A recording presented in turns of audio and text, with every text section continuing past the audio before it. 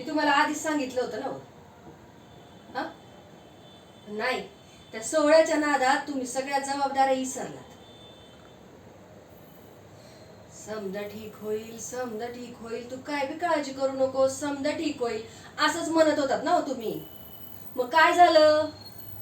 बोला ना, काय झालं? आणि हे समजा कुणामुळे झालं? हा तुमच्याचमुळे झालं ना व. अहो, आज आपला बैल घेऊन गेला, उद्या आपल्याला हे घर इकायची वेळ येईल, तेव्हा काय करणार? मुलीच्या शिक्षणाच्या जबाबदारीचा विचार करायचं सोडून तिकडे बाजारात कुर्ता इकत घेतायत तुम्ही.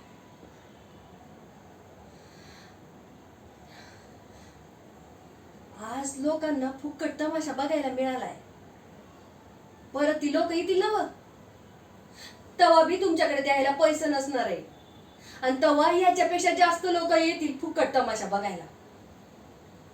बरोबर आहे ना?